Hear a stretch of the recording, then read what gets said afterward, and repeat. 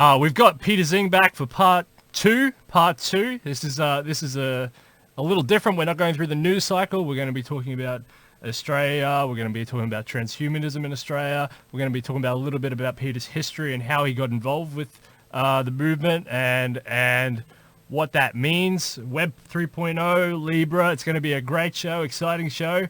Are you excited as I am, Peter? Love it. Yeah, looking forward to it, mate. Thanks for organising again. No problem.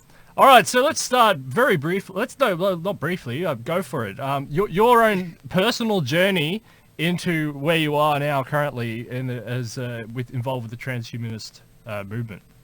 Yeah, I mean, I had a pretty vanilla upbringing, but I only got into it quite recently around when I was doing some research at the Deloitte Center for the Edge. I was doing my corporate job, reviewing things line by line in those documents, and I just wanted a bit of a change. So seconding into the data analytics / innovation teams, I got some exposure through the supply think tank that Deloitte set up called Center for the Edge, and they were looking at things that might impact the C-suite from 3 to 5 years from now, things that should be on the radar but isn't. And artificial intelligence at the time hadn't quite gotten through the mainstream sort of media coverage at the time. And deep learning really took off around 2012. So by 2014, it was just starting to have a real impact in the workforce. And that was the sort of research I was doing. And when we're looking at how AI would impact just about every single industry, from whether it's accounting or legal or in healthcare, these are sort of things that we were researching. And what was really shocking to me when I was looking into this, the guys over at Singularity University in the United States, up by Ray Kurzweil and Peter Diamandis. Ray Kurzweil was talking about, this concept of the singularity, because, he's a futurist with a pretty good track record. I think it was 87% accuracy since the early days, and essentially being able to say that by the year 2045, AI could accelerate just like Moore's law, using his law of accelerating returns, to the point where it far exceeds every single human who's ever been living in this planet. So this intelligence essentially reaches a point that we can no longer expect to happen. So drawing analogy to the singularity in physics, in astrophysics, and the black hole, at the point of no return, essentially unknown physics at the time. So that might happen. It's called the technological singularity. And I thought it was fascinating. And I was like, well, who else is talking about this in Australia? Who was talking about this? I saw on the news, there was a guy by the name of Zoltan Ishban running for the United States presidency at, I think it was in the early October around that time. And essentially drew on the platform of, how do we treat the aging process as a disease? Because AI, longevity around biotech, all the research could indicate the point where we can extend our healthy human lifespans to indefinitely long.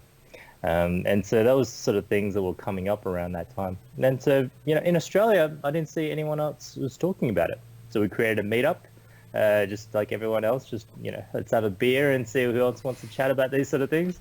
We hit the pub. There's about a dozen of us on the first meetup, around 14 area, and we had a beer. And we bumped into a whole bunch of the guys you see in the community today. If you come along to our meetups, they're still there, and it's been growing ever since. So in Sydney, we have about 800 members, and we have monthly updates, monthly technology updates, meetups, and talking about the latest in AI and biotech and blockchain and those sort of emerging technologies. And just like how you're bringing these knowledge gains to the broader public, this is how we're democratizing access to that knowledge. What's the community ethos? What's the spirit like? Are most of the people optimists in the community, or some negative on the whole technological shift, and that's why they're joining? Or what's the reasons, and what's the sort of community feel with your members, for example? Yeah, and I mean, curiosity is really what's got them in there in the first place, and whether that's driven by excitement, positivity, or fear itself, because there's a lot of meetups happening talking about future of work and what that automation means to the future of work, and job displacements. You see Andrew Yang campaigning now for the Democratic nominee and talking about a universal basic income. So people are really sort of drawing in as this hype cycle that Gartner comes out with. So AI and automation was, at the peak of the hype around what it means in the next few years. It could have massive job losses. Around, they were saying eventually there won't be any jobs available, and the researchers keep on coming out talking about how many jobs it's going to happen. And you see in the headlines as well, the banks, the Telstras of the world, the NABs in the world, all talking about displacements of these jobs, but then hiring these technology roles to see how they go through that digital transformation. Now, people are inherently saying, well, every single task can potentially be automated eventually, but what does that mean for me? Does that mean that in the future I won't have a job at all to work? What does that mean? Is that my part of my identity to essentially be working in the workforce? And so people are actually just trying to find themselves in that community and trying to understand that impact for them. Yeah, because we see labor. It's interesting that you mentioned labor because a lot of people are really worried about the labor issues. I had Andrew Reynolds on. He's a banking expert. We were talking about the RBA's decision to try to get more employment or full employment in Australia. They're trying to get it from 5 to 4.5, which is full employment. But they're creating hospitality jobs. That's all they're creating. They're just creating infinite amount of these hospitality jobs, and they're not creating high productive technological jobs. There's no focus on importing technology focus and things like that. So it's kind of like people who listen to people like you, and you're saying, oh well, you're not going to have a job. Well, there's more. These people are growing because there's an incentive by the RBA and by the government to create jobs, and then all of a sudden, on the other hand, the market's saying no, we can efficiently drive these out with robots. I mean, that creates a bad atmosphere, doesn't it? Yeah, I mean, that's the thing with the economists, right? They have their frameworks which essentially base their assumptions around, well, jobs equals, economic growth, the GDP factors, and that increases essentially as we get more production and being able to measure that, in a quantitative way. But when we look at the well-being of humanity as well as what it means to even work, those sort of things are no longer quantified in that same framework. But you look at the United States and, what Andrew Yang is saying is essentially saying that those GDP figures, no one really feels it. It's like people saying America is at the peak of at its form, the GDP numbers are doing great.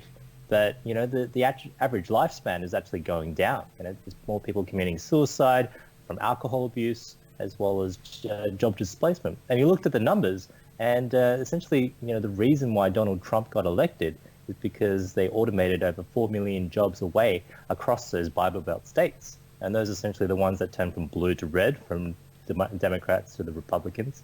And that really is a sign of Donald Trump being the symptom of automation and the sort of, disenfranchised American workforce.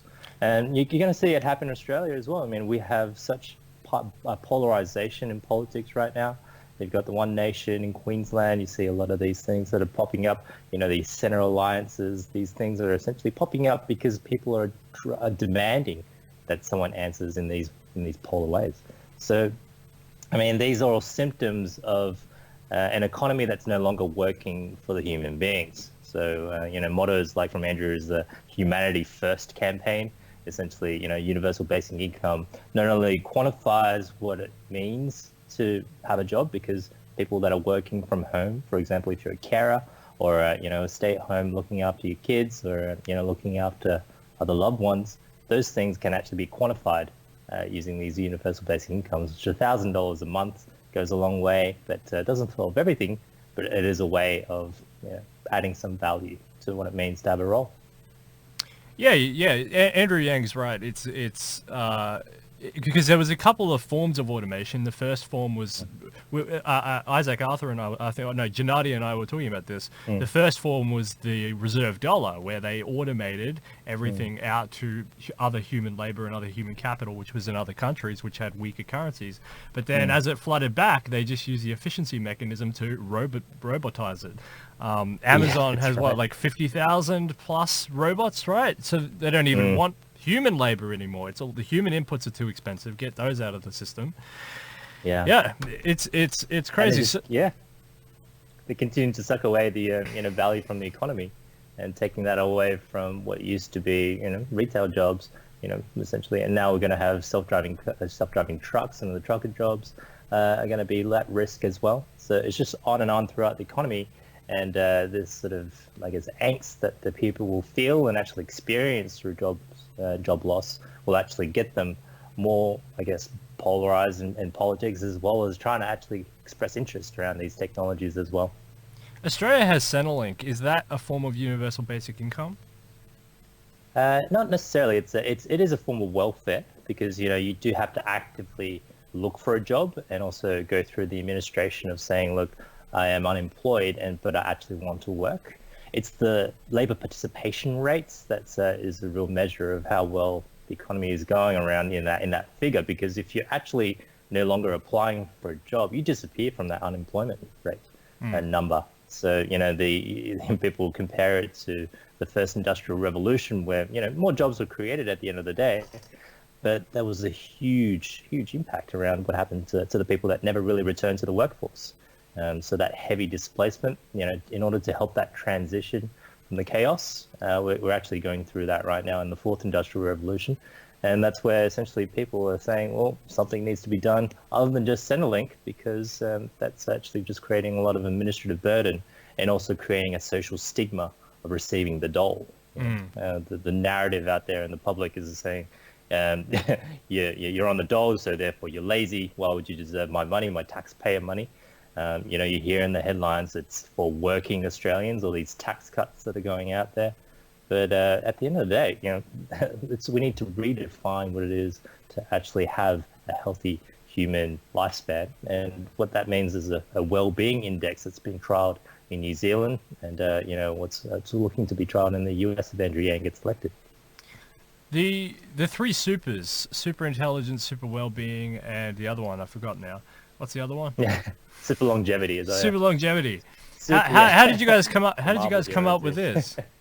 No, that actually it wasn't us coming up. It's a transhumanist movement, all the way from, I think, Oxford, essentially talked about these definitions around the movement itself, transhumanist movement. It dates back to the 70s, and essentially evolved when they saw a rapid adoption of technology, and as an accelerating rate. And then the philosophers looked at what it means to be human, because super longevity, it challenges the notion that humans in the narrative essentially are born, they grow up, they might have get married and have some kids, and then they repeats itself. But essentially you're meant to just grow old and pass away. But if we're all just within the realm of physics, there is a potential to actually extend that healthy human lifespan indefinitely.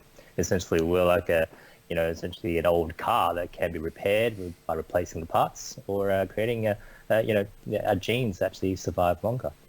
I know when it comes to intelligence, we've been evolving and becoming smarter over the generations, but since we've had more and more technology and interaction with that, since the invention of fire to now the smartphones, we're actually becoming more and more intelligent by delegating a lot of that research out to the cloud. We're essentially connected to the collective intelligence of humanity. And that means that essentially what we're trying to do is connect the integration of humanity and technology by accessing our brains to the cloud to make that input-output a lot closer. So right now we're limited by our thumbs on our smartphones, essentially. Two thumbs per second potentially is like, how do we actually accelerate it and open up that bridge?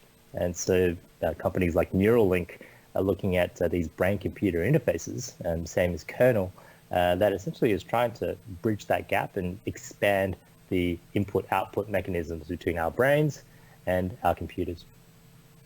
Yeah, it's interesting because our thumbs were the original purveyor of how we evolved, if you believe that mechanism. I do personally, and they assisted with all sorts of finite movements and things like that. And now they're not so important. We're moving on. Humans are moving on, and we're moving into the next sort of era. It's going to be incredible. So what do you say to people who say super longevity is a bad thing, that it causes overpopulation and all the environmental detrimental security, freedom loss, all overcrowding, pollution, and well, and on and on.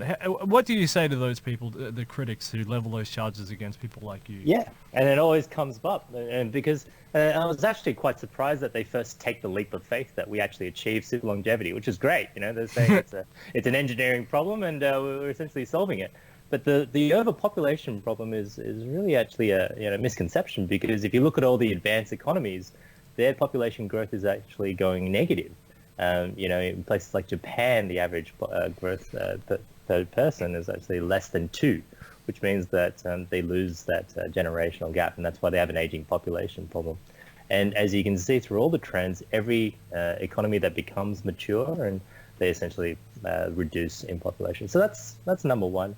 And number two, there's also, as an overpopulation trend, every single person gets a day old 1 day at a time, right? So it's sort of a linear problem, as opposed to, say, a baby boom where, after World War II, there was a lot of newborns. Essentially, that was the baby boomers, and you had a geometric problem of, a lot of people coming online at the same time. So in that linear problem, we actually have exponential technology, which, is looking to solve that scarcity problem of, say, scarcity in food, of water and shelter. And how do we use technology that's accelerating as we speak to actually address those scarcity challenges and create a world of abundance? So that means, how do we convert seawater into fresh water, create abundant energy through renewables, and also looking at shelter, 3D printing to create new homes for the homeless as well. And, the Earth is really just within our imaginations, because there's also space and the future of that, and where we can actually go as a species. And so that's number two. And I guess number three is, well, if you look at like we were saying, at the end of the day, this overpopulation problem, well, what if we actually don't have a physical form anymore in the future? It's like, what if we're all decide to upload ourselves to the cloud, and that leaves away our sort of physical bodies, and this scarcity challenge of having to take up a lot of resources, when all that really matters is our minds. And if our minds can be powered for a lot less energy than it does for a physical body, then we can actually create an abundance of life and intelligence out there.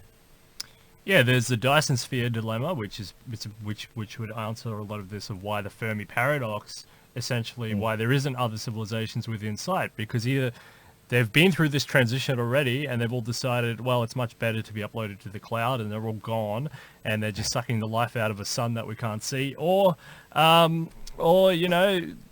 they died out, or they haven't appeared yet, because the universe is still quite young. It's only 13 billion years old. There's a lot of universe left to go, especially within this sort of time period of galaxies and stars and things like that, where there is a potential for life. It's a short time in relative time to the length of the universe, but it's actually quite a lot of years. So maybe there's some of the Fermi paradox stuff there. Maybe we are part of the Fermi paradox, and we're going to decide that the physical universe can get stuffed, and we're going to. That's not right. Sure. And, that's right. And for the practical arguments around there as well, around if you're a humanist, you're saying, well, ethically, overpopulation, we're screwing over the next generation, or our future generations.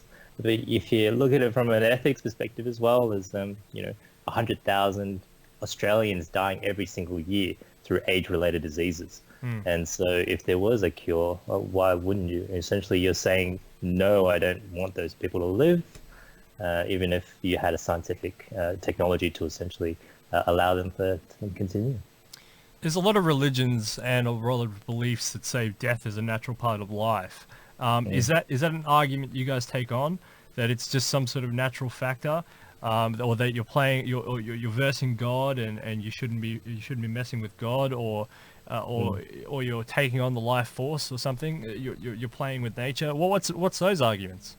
Yeah, I mean, it's a lot easier to have a conversation with someone where you essentially, you don't challenge them too hard, but you agree on some things, like, say, the freedom to choose.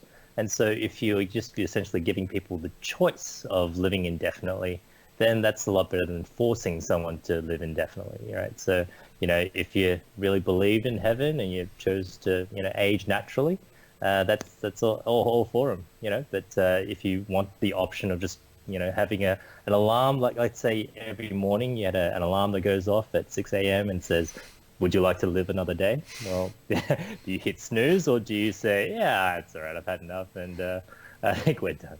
Let's say it's not a Monday, just make sure you're hitting the right button. Yeah. Understood. So what about the so you've got automation, you've got health span. What about the singularity? Are you in the, because right now people don't really get it. Like, it's obvious people don't understand it. So are you in the education facet? Are you trying to educate people, or you forget about the people and you say we're just trying to prepare and aggregate resources and get ready for it and understand it ourselves? Yeah, I mean, if you educate people for it and, they get excited, they might pursue it as a career path, which is what I'm really excited about. So if you actually can move the needle just in a little bit, then I think we've done our jobs. If you convince someone to go from an investment banker into something that's more in the field of longevity extension or looking at AI, essentially adding more resources on the planet to commit to those accelerating technologies to accelerate the singularity, if you may. That's something that I'm really excited about. And not only is the end game the singularity, but the journey as well. How do we actually use technology to create abundance for the planet?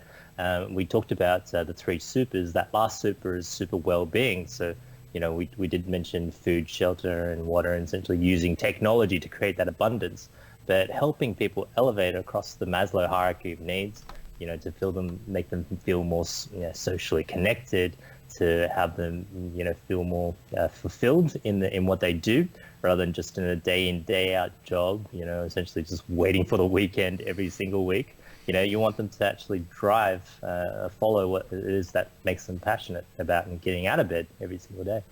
And so what really excites me is getting people to actually work towards accelerating those technologies. So you think the post-industrial era fulfilled the bottom layer of Maslow's hierarchy, and you guys are now trying to achieve the top, the top of the pyramid, for example, the social, it's emotional. It's always filling gaps, right? There's always there's still a big homeless problem in Australia, and there's still gaps to be filled all the time. So when you're creating more abundance, it means that it's not just available to the few, but it's available for everyone. And it's democratizing that technology and making it demonetized. So that's where you essentially don't have to worry about spending money to provide it, because that's either can be provided by the technology being so cheap that essentially can be provided on a freemium basis, right? Or provided as an incentive by government to have a healthy population. And essentially that's it continues to drive on, like you say, the higher levels on the Maslow, where you are helping people connect more on an emotional level to make them feel, serving a purpose. So giving them the freedom to do that and lifting their heads up out of the sand when they're, no longer bored by the day-to-day of their jobs. As far as I understand it, CERN laboratory and a bunch of universities in the United States connected the two TTP servers. And Tim Berners-Lee built the first website, which basically introduced hyperlinking, and that was Internet 1.0. Internet 2.0 was a hijacking of that, and essentially they tried it in the tech bubble, it didn't work, but we've got that under control now, and we've seen what the Internet 2.0 is. And Internet 2.0 is Twitter and YouTube and Facebook and Instagram and a whole abundance of these platforms which utilize the hyperlinking essentially, and we're moving into a new internet, which people don't really get, but we're moving into Internet 3.0. What is Internet 3.0, and how does it link up with the whole decentralized network sorts of stuff? Why is the internet changing and evolving?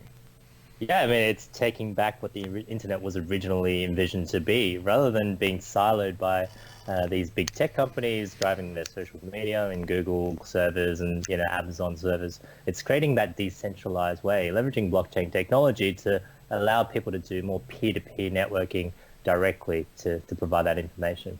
We talked a lot about these protocols, that were invented, like TCP/IP of the first internet.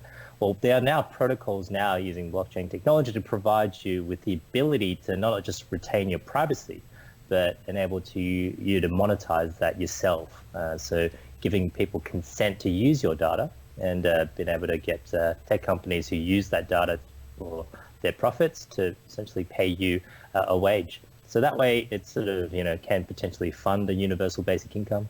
Technologies out there include things like Tide protocol out there. There's a whole suite of raft of things. Home encryption, so you can actually use that technology to maintain that privacy of data. So your data is not actually breached when they run analytics, but if you give consent, they actually track that and allow you to be incentivized for that.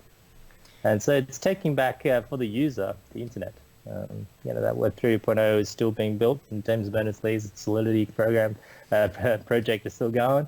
I know a few of those colleagues that are working with him on that, and it's something that needs to get done. Same with how AGI has been developing artificial general intelligence. You don't want that coming out of a silo through, the Googles and the Facebooks, because, anything these existential risks are usually more dangerous when they're developed in the hands of a few versus being democratized and developed in the hands of the many. So if it's an inevitable, you want to make that as transparent as possible. And so it's a project like, Singularity Net, essentially trying to achieve that, trying to create a network of networks to be able to have these sort of Web 3.0 approach to developing AI, putting that onto the network and using microtransactions and, the tokenomics to be able to incentivize people to get paid for their AI programs. And eventually these narrow AI programs can outsource to each other to create eventually something that can solve general problems. And that's how they're looking to create general intelligence on the blockchain. Because artificial general intelligence is what you really want to achieve in a way of problem solving, because all the rest is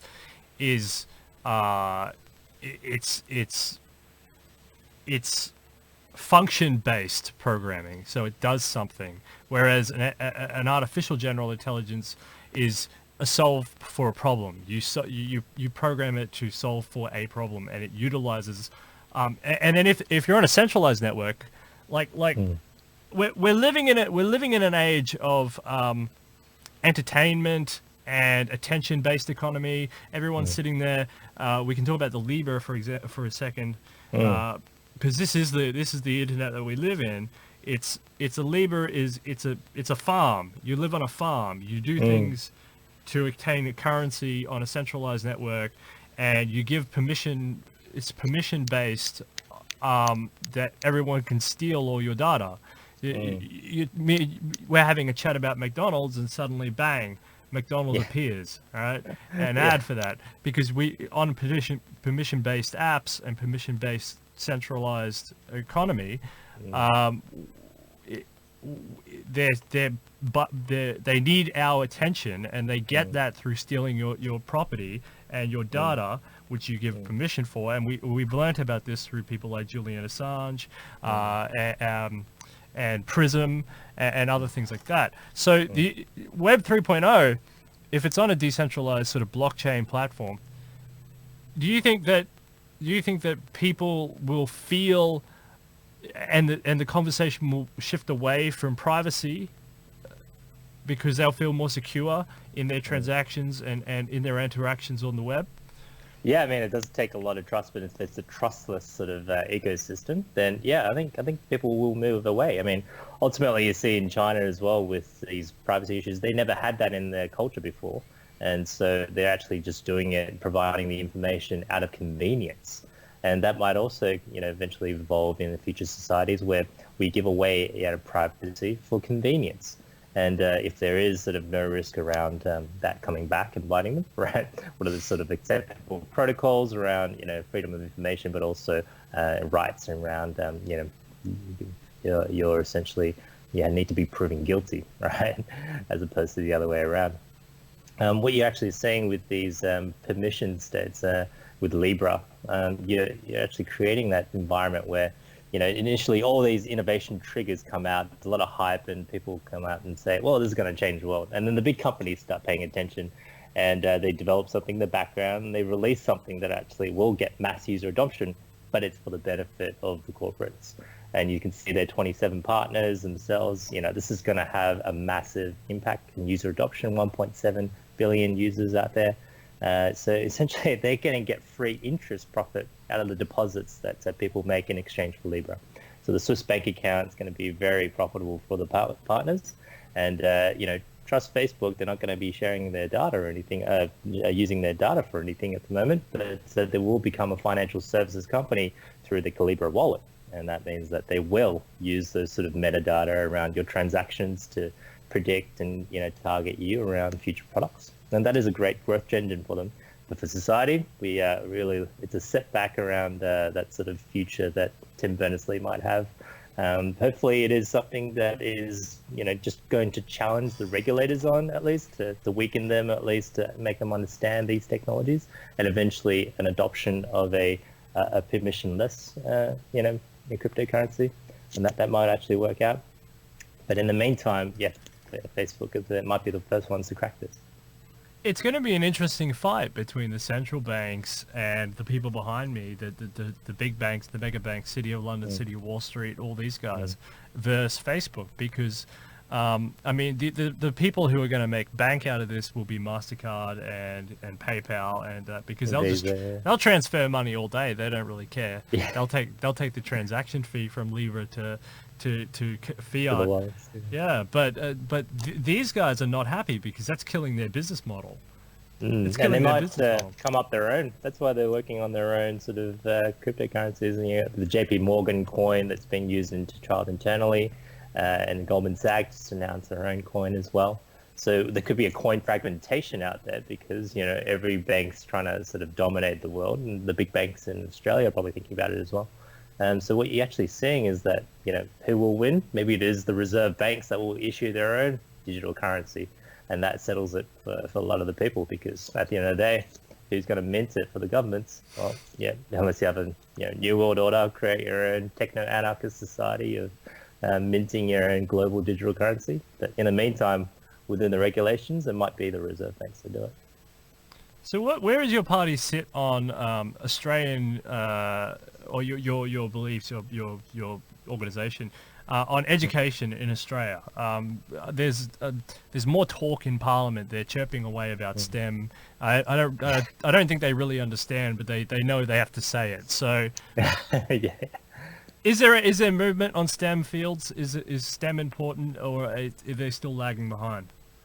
I mean, yeah, it's good that they've come around, at least, on the STEM issue, but it's sort of, it's maybe too little too late, because coding could eventually become redundant as well. I mean, we're looking at all these automations and democratizations of coding itself. So auto MLs out there. You don't have to learn machine learning or have a data science background to be able to do predictions now, because essentially it's made it so easy that it has automated some of the mundane tasks of a data scientist. So, learning how to code is just like could be learning Japanese, like, back in the days. Essentially, that could be popular at the time and become just a fad, and essentially become quite a repetitive task that could be automated down the track. And so, STEM fields, it's always good to actually just develop these critical thinking and, understanding of physics and, trying to solve problems with those. So that's why it's good in a STEM-related way, with actual science and technology and engineering and maths as sort of the core things that you might need as building blocks to help you solve those problems and get to that critical thinking stage. First principles, we talked about Elon Musk in the last one, where essentially he builds that starting from the physical realities of possibility and then building on top of that. So rather than using analogies to try to create innovations by looking at what else has been done in the past, it really limits your imagination as well as your engineering prowess.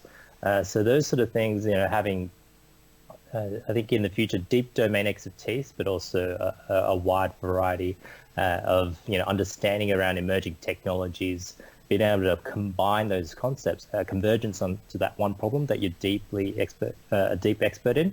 That's what's going to make you really successful in the future. Obviously becoming a cyborg too will help, tapping into that cloud as well. It's sort of like you don't need to know how to build a car to use a car, sort of thing. Yeah, there's going to be an abundance of technologies, and as long as you know how to leverage them to create new things and to do things with them, it's like math, right? Exists, but if you don't know what to do with it, it's meaningless. Yeah, that's right. So same with the memorization and things. If you're able to have essentially a device that can help you, tap into that memory and augments your memory, what would you have to remember those things? And plus, you already are outsourced it in the cloud. Absolutely. So Australian Space Agency. I know the Science Party, which is James Jansen and Andrea Leong over there, the Science Party, and I know you're involved with that somehow. I can't remember how, but you're involved with that. Yeah. Have a space agency policy, and it got scooped by the Liberals. Are you happy or are you sad? Yeah, really happy. Got scooped by the Labor first, and then eventually got through with the Liberals. I mean, as an exec member there, I mean, it's really just about building the movement through transhumanism and getting those guys interested and how to actually develop policy that might, be scooped eventually and get adopted, which is kind of like, the immediate impact that you can have. That's not very Machiavellian, though, is it? Yeah, no. That's very benevolent. Oh, well. It's very, very evidence-based. Yeah, that's right. And I know James and Andrea and those guys, they're essentially there for the long haul. So it's not about getting these, quick and dirty wins. It's about building that sustainable future of, what it means to have a society that is using evidence-based policy making to make real change. And so they're there in the long haul. The transhumanists that are interested in having an impact on Australian politics, yeah, definitely check out Science Party. And, after the federal election, they've received so many new members. There's the New South Wales branch as well. And, make a difference by actually writing up policy and what you think the future of Australia should be. And, yeah, maybe just like the Australian Space Agency policy, you could just get scooped up on one of the larger ones and get in there straight away. Or in the future, when we do get a seat in the election, have that sort of sway and have these hung parliaments in the future. Because I noticed in Darwin, the Americans have just done some work up there with the new SpaceX or NASA or something. Were you following that story? Do you know about that story? Yeah, I mean, like it's really cool because we're in a very strategic position in the world, being down under, and it gives you a lot of more flight time and space exposure. And Australia's got some brilliant minds. We have really good intellectual capital to be able to use that and apply that, and we punch above our weight. So it is definitely something that we should be pushing, and Adelaide's a great city, essentially just to showcase what that means. If you have an entire city that's driving blockchain and space and batteries, so how do you actually get governments to be excited about that and play our part in the global scheme?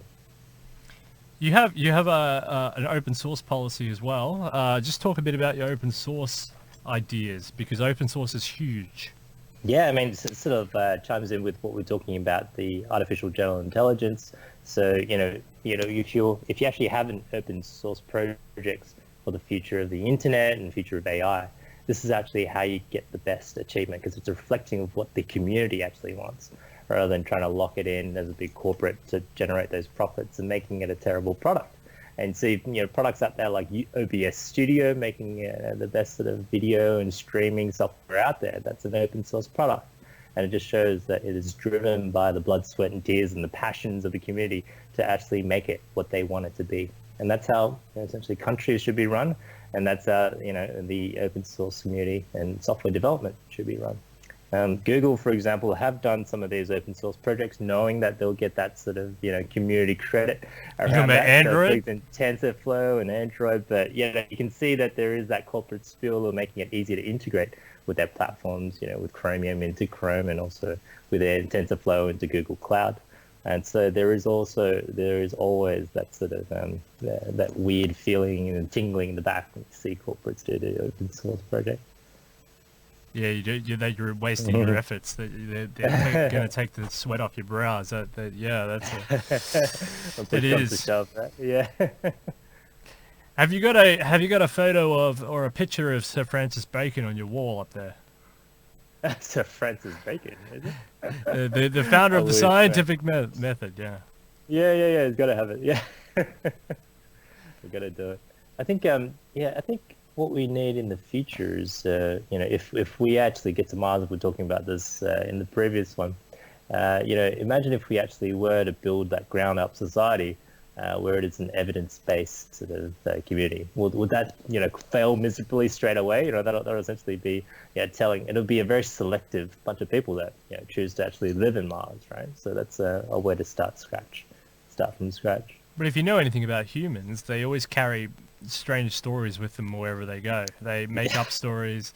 They tell fables and myths and things, and I think they're going to drag on or perpetuate. My personal idea is that, but as a governance structure and as an entity of science and other things, we can take the best of that and we can formalize that. It doesn't mean that the lower society might have its own ideas, but I think you can enforce sort of formal structures, especially if you take decentralized blockchain and Bitcoin type decentralized confirmation methods, because then you can't govern without it, right? You can't.